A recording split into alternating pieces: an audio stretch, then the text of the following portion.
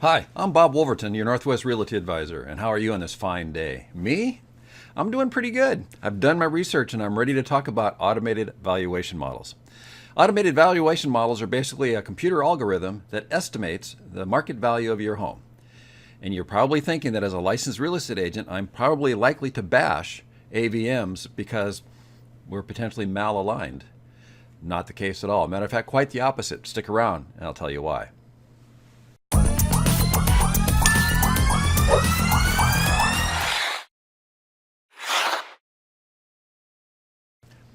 Okay, so what is an automated valuation model? Like I said in the introduction, an automated valuation model, or an AVM, is merely a computer algorithm that takes into account sales data, tax records, and perhaps a whole lot of other data that we don't even know about because they say their information is proprietary, to come up with an estimate of market value of your home. Probably the most widely known one is the Zillow Zestimate. And then Realist is also available to real estate agents through the MLS. It also provides an AVM service that gives an estimate of the market value of your home. And then there's Redfin, and there's a few others. Now, some of the others I don't even list here because I don't like them, merely because they require you to register with some sort of contact information, whether it's an email address or something like that, so they can get in touch with you. And I don't like it when websites capture you or try to capture you like that. Zillow, Realist, Redfin, they don't do that. So I'm going to talk about those. Now, with Zillow's estimate, you would think that, as I said in the introduction, that we're kind of malaligned, we're working against each other, and absolutely not. Matter of fact, I give accolades to Zillow's estimate for the transparency in the information they provide about the accuracy of their estimates. And here's what I'm talking about. So right here, we're going to take Home A as an example. Now, Home A is in the city of Buffalo, which is a suburb of Seattle, and earlier this year, Home A sold for $805,000. It was listed for $775,000. It sold for $805,000. Well, on that day of the sale, if you went to the Zillow's estimate, it said the value of that home was $760,000 and provided a range of $706,000 to $820,000. But at the same time, Realist said the value of that home was $768,000 with a much broader range from $683,000 to $852,000. And then Redfin, they don't give a range, they just give an estimated value, and their value was $820,000.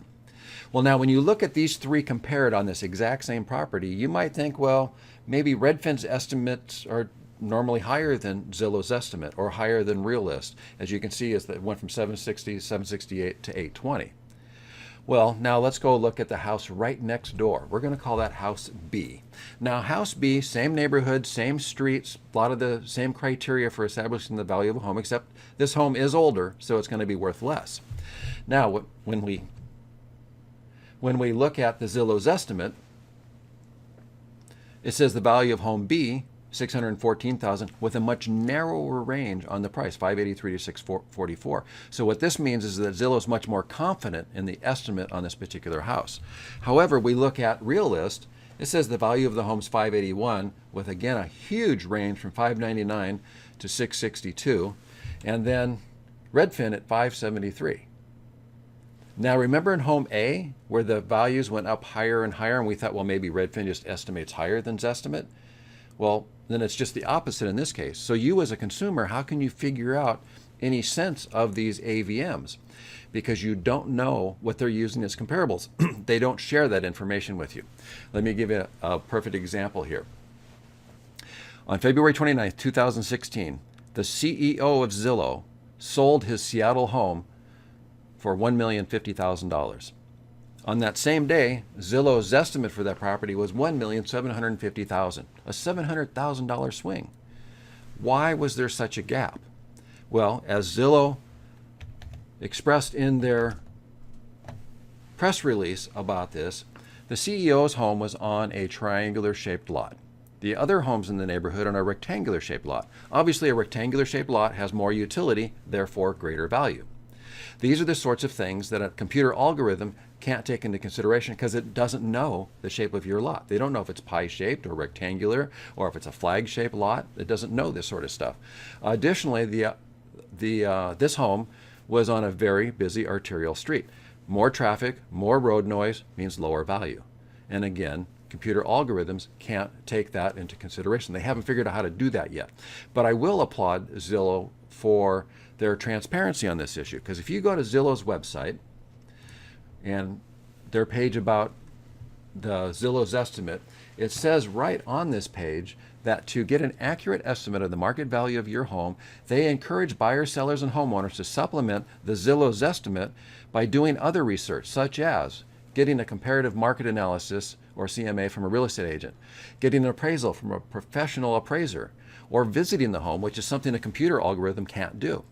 And even more so, I mean, just not that, on this exact same page when they talk about accuracy of their estimates, the second column from the right, how often they're within 20% of the sales price. When you look at the Seattle line, which is the market we're in, they're within 20%, 93.5% of the time. Well, if you're selling a $500,000 home, that means with 93% of the time, they're going to be within 400 to 600,000 on your $500,000 home. That's quite a spread. So I applaud them for their transparency on their numbers. And again, even on this exact same page, down at the bottom, it basically says that a Zillow's estimate is a good starting point for a conversation. It's a good starting point for historical reference, but it should not be used for pricing your home. I applaud them for their transparency on this. Now, you might watch your stocks, and maybe you go to Google Finance or E-Trade or whatever you do to track your stocks, and you watch the value of your stocks go up and down. And of course, those are very accurate numbers. At least with Zillow's estimate, you can follow the market trends on your home, whether it's going up or down, but you won't know a real accurate number until you do some of these other steps that Zillow suggests. Now, I also have another video on my YouTube channel about establishing the listing price of your home to maximize your gain. And I go over the process of how real estate agents do a comparative market analysis to establish the value of your home. And I apologize up front, that video is 23 minutes long, which in my opinion for YouTube is far too long. But it's a very complex topic, and even though I did a very high-level overview of what goes into a CMA, it still took me 23 minutes. So I apologize in advance for the length, but there's a lot of great content in there, so I'll put a link to that video in the comments below this video. But when we look at automated valuation model, there's another issue that comes up. And what that issue is a term called anchoring. Now, if you're familiar or trained in the process of negotiations, you know exactly what I'm talking about when I talk about anchoring. Because in the negotiation world, we realize that there is a human quirk to get tied to a very extreme number. And what I mean by that, I'll use an iPhone as an example. So if you have an iPhone that sells for $600, which is pretty pricey for a cell phone, and then it goes on sale for $400, you go, oh my gosh, a $600 phone for $400, it's a great deal. Because you're anchored in that $600 price. And psychologists who have done studies have recognized that people tend to get anchored in the first number that they see. So in the case of the CEO for Zillow, if he had looked at the Zillow's estimate and said, oh, your home's worth $1.7 million, and then he consults with a real estate agent who's showing them comparables and saying, no, your home's really only worth a little over $1 million, that's the market value of your home, it's going to be really hard to get the person off of that extreme figure that they got anchored in. Same thing with that house A, where we saw the Redfin estimate that was way over what they finally settled on for the selling price at 805. Get them off of that extreme number can be a bit of a challenge. And that's where I encourage you to recognize you don't know what the comparables are used in an AVM. You don't know if how much deferred maintenance your house has or doesn't have compared to the comparables, if they have deferred maintenance or don't. Yet when you talk to real estate agents, they're going to show you photographs of the homes. They're going to show you the data, and you know exactly what your home is being compared to. And then you can make an informed decision off of that. Because banks, when they issue a mortgage, they don't use AVMs. They cannot rely on those. That's why they send a professional appraiser out to establish the market value of your home before they will issue a mortgage for the buyer to buy your home. And if the bank won't use an AVM to establish the market value of your home, neither should you. So that's our episode for today. I hope you found value in today's episode. If you did, please click that subscribe button. Unlike some of these other AVMs, I don't want your email address. I don't want your contact information. I don't want to trap you. I provide this information for free, and all I ask is click the subscribe button. That gives me feedback that you're finding value in this. If you found value and you think somebody else you know that could use this information, send them the link. I'd appreciate it. I'm Bob Woolverton, your Northwest Realty Advisor. We have new videos every week. We'll see you next time.